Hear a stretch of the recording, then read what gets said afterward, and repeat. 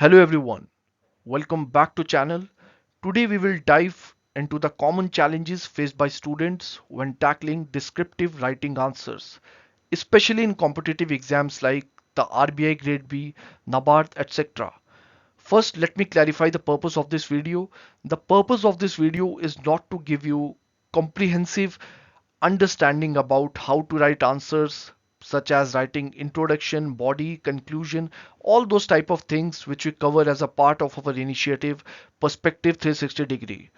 The purpose of this video is to give you a clarity regarding certain popular questions that aspirants keep on asking us, and within a short span of time as a part of this video I will try my best to give you clarity regarding those questions. So let us begin the session. So one of the common problems that aspirants face with respect to descriptive writing is the typing issue. Typing is an important issue because you will have to type around 2000 words within 90 minutes, which is a challenge, especially when you have a slow typing speed and also your typing accuracy is an issue. So if your typing speed is slow, that then it can hinder your ability to complete your answer within the given time frame, which is 90 minutes in case of RBI grade B. And if your typing accuracy is an issue, if you are typing a lot of typos and errors, then it can disrupt the flow of writing and can reduce the quality of your answers. So this is the difficulty that you can face with respect to the typing speed and typing issue. And with respect to typing speed, what I can suggest you is that start giving regular tests, practice the typing test, and there are different games also available. If you google them, then what these games and software will help, they will help you to track your progress. You can track your progress whether your typing speed lies in the slow range or the medium range or the fast range, whatever range it is. So these softwares, these typing softwares help you to analyze that. Regarding the typing accuracy, one tip that I would like to give you is that start typing slow. So during your practice sessions, what you can do, you can initially start typing slow and you can focus on your accuracy, and then gradually what you can do, maybe after few weeks or let's say after 1 month, you can gradually increase your speed, and that will suffice in order to fix your typing accuracy issue. Apart from that, another tip that I can give you is the usage of spell checks. So there are different spell check tools that are available, so you can use these tools in order to catch the errors that you make during the practice. But one another caution that I would like to give you is that avoid the reliance on them in the exam, because in the exam you are not going to get these spell check tools. So use these tools only for a limited time during your practice. Once you are, I mean, comfortable with this issue of accuracy, then you can avoid using these tools, and eventually it will improve your typing accuracy issue. I hope it is clear to you. Now the next issue that the aspirants usually face with respect to typing is the balance of word limit and the time limit. Because if you are not adhering to that word limit, then the challenge that you are going to face is that you are not going to write your answer as per the demand of the question. Also, you will not be able to finish your paper within time. So what you can do regarding the word limit, the key with respect to word limit is the answer writing practice. Because once you will master the answer writing practice, then what will happen, you will develop this art of writing answers in a concise manner. Because what happens is that when you will go to the exam, especially in the phase 2, when you will qualify the phase 1, then knowledge is not going to be the problem. Everybody who is going to give the exam is going to have almost equivalent amount of knowledge.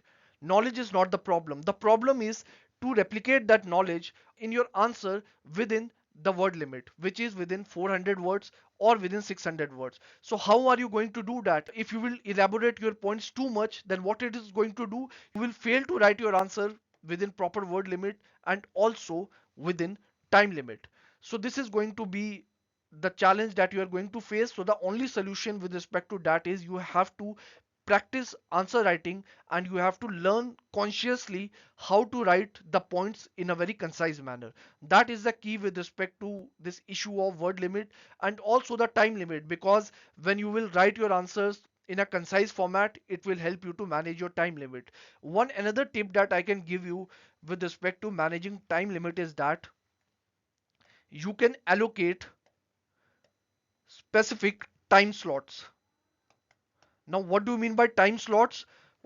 What you can do is that you can allocate different specific time slots for each section in the answer. So when you are writing your answer, you would be knowing that the common standard approach that we follow, we divide our answer into introduction, the body, and the conclusion. So what you can do, you can allocate a time slot for the introduction, that I'm going to dedicate so and so time for the introduction. I'm going to dedicate XYZ minutes for my body, and lastly the conclusion. It will help you to write your answer within a proper time frame.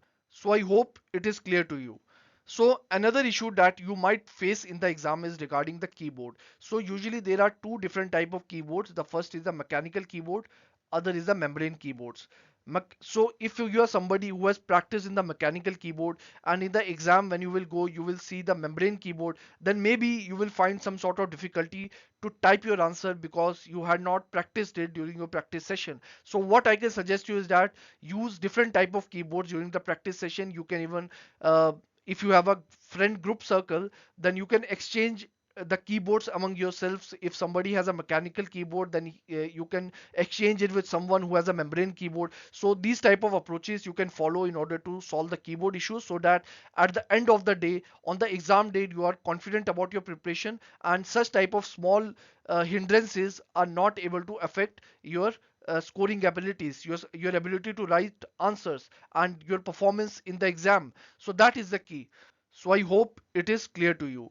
The last thing is regarding practicing under exam like conditions. Now, what do you mean by practicing under exam like conditions? That if you are giving certain type of mock test papers and or any test series, whatever it could be, that then try to go for those test series which provide you exam like interface. We are going to discuss it in the next slide, how the exam interface looks like in the exam. So when you will see that, then you will get a better awareness regarding how to get mentally prepared for such type of interface. But for that I will move on to the next slide. So this is the second challenge that the students often face, that is with respect to the exam interface, which is very much related to the last point that we were discussing, that is practicing in the exam like conditions. So when we talk about the exam interface that you will get in the exam, this is a screenshot that I have pasted from the EduTap exam interface, and we use the similar exam interface as that of RBI Grade B. So this is the space that will be allocated to you for writing your answers. Here you will see the word counter, and this word counter will show you how much word you have typed while typing your answers. And make sure that this word counter is not going to stop you in case if you are crossing the word limit. So it is only going to count your words. It will show you how much words you have typed.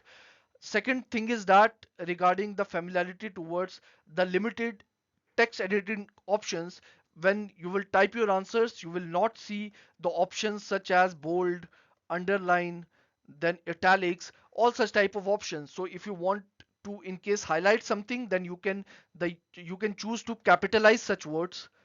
So you can capitalize words in order to highlight the important keywords that you are writing in the exam, but you will not find the text editing options like bold, underline, and italics. Then we have talked about word counter, limited text editing options. I've shown you the screen size also. This amount of screen size you are going to get in the real exam also. Then the timer, you will see the timer also, that will show you the time that has passed, which is very much obvious. And this is regarding the exam interface, because a lot of you have been asking me how the exam interface looks like. So this is regarding the exam interface, and I hope it is clear to you. Another common doubt that the aspirants usually ask us is regarding the evaluation mechanism, how their answers are evaluated, whether they are evaluated in a computerized manner or they are evaluated manually. Now, the only answer that I can give you is that I do not know the precise answer, because if I will give you a precise answer, what could be the procedure of evaluation, then I would be misguiding you. But what my personal opinion regarding this answer is that this is just on the basis of assumption that the answers are evaluated manually in order to keep the competition fair by not relying on the computerized approach.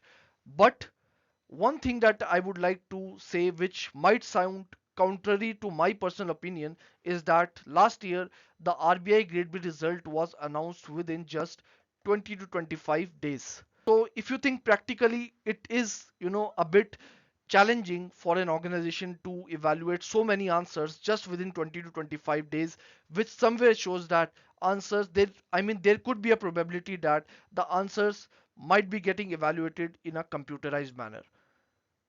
So both the opinions, I don't know which one is correct, but the only thing that I can say is that do not worry about this doubt. That's the only message that I want to give you, and that is the only reason why I've added this doubt as a part of this session.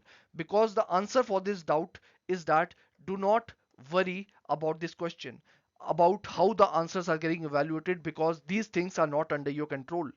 The only thing that is under your control is to study, to work hard, to do answer writing practice, to be confident on the day of your exam and do your best. That is the only thing that is there under your control. Do not get misguided and do not get deviate from your preparation by thinking about these issues that are not under your control. So that is my only answer.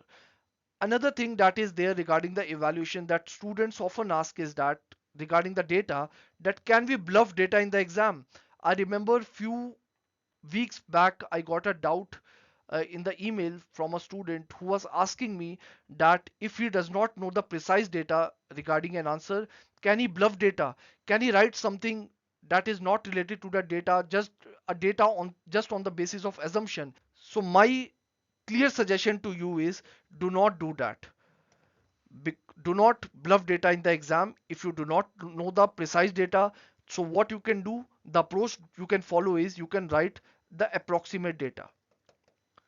So you can write the data within a certain range and you can follow different type of approach, but your data should not be totally different from what is the right factual information. So this is something that I would like to suggest you, that do not bluff data when it comes to the descriptive writing in the real exam, because it can create a wrong impression in the mind of examiner and can eventually hamper your score. So that is regarding the evaluation mechanism. Now in the last part of the video, I would like to share few cheat codes which will help you to write your answers effectively in the exam.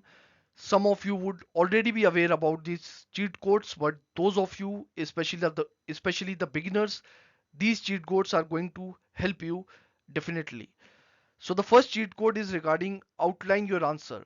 So the tip is that quickly outline your main points before you start writing your answer. This will help you in organizing your thoughts and ensuring a logical flow. So suppose you're writing your answer. So what you can do, you can dedicate 30 seconds to 1 minute. I would not use the word dedicate. Instead, I would say you can invest your 30 second to 1 minute, because this investment is going to give you returns when you will write your main answer, your introduction, body, and conclusion. So the point is that you should always structure your answer before you start attempting it. It will hardly take 30 seconds to 1 minute depending on your practice. So make a clear outline what you are going to write in the introduction, in the body, and in the conclusion. Just very precise, clear outline. This will help you to structure your answer, and once you are clear with your outline, you will start your answer in a very fast manner, and it will also help you to save your time. So this is the first cheat code, that outline your answer. The second cheat code is regarding the introduction and conclusion. Here is a tip that prepare your ready-made introduction and conclusion, especially with respect to the static topics. The static topics such as, let's say, in the economics, in the finance, then regarding the social issues, let us say there is a topic on migration, urbanization, gender issues. let's say a question on women that can be asked in the exam. So these are the topics. If a question will come from them, then the question is going to be a static one. So the best approach would be, in order to save your time and in order to improve the quality of your answer, try to prepare ready-made introduction and conclusion for such type of topics. That is definitely going to reap you benefits in the exam and will help you to improve your answer quality and will also help you to save your time. The third is regarding the value addition. So, what differentiates a general answer from a well elaborated example full of facts, figures, data, and all such value addition things? Because a person who is going to clear the phase 1, I already told you that knowledge is not going to be the criteria of the selection. Yes, knowledge is going to be the criteria, but let me correct it. Knowledge is not going to be the sole criteria, the only criteria for your selection in the exam. These things also matter, and one of those things is the value addition. Suppose you get the question on management, let's say the corporate governance. Everybody who has cleared the phase 1 will be in a position to write that answer in the exam. But who will get the competitive edge? Who will have the higher chances of selection? That person who will do value addition in the answer. That person who will also write the examples in the answer. So this is something that is going to have a great impact on your answers and will always increase your probability of selections and will give you a competitive edge as far as the answers in the exam are concerned. The last point is regarding the proofreading. So proofreading is very important as far as your time management is concerned in the exam. So always allocate the last few minutes to proofread your answers so that you can check for any grammatical errors, spelling mistakes, and ensure that all points are covered, whatever you wanted to deliver in your answers. So this is regarding the proofreading, and these are the cheat codes that I have discussed with you, and we are done with the session. And I hope this session was helpful for you. Within a short span of time, we were able to cover a lot of things, and I was able to clear many of your doubts. In case you have other doubts also, you can write in the comment section. I will consider making a video on it, a separate video on it, so that I can give you a clarity regarding different things as far as the exam is concerned. So thank you so much and all the best.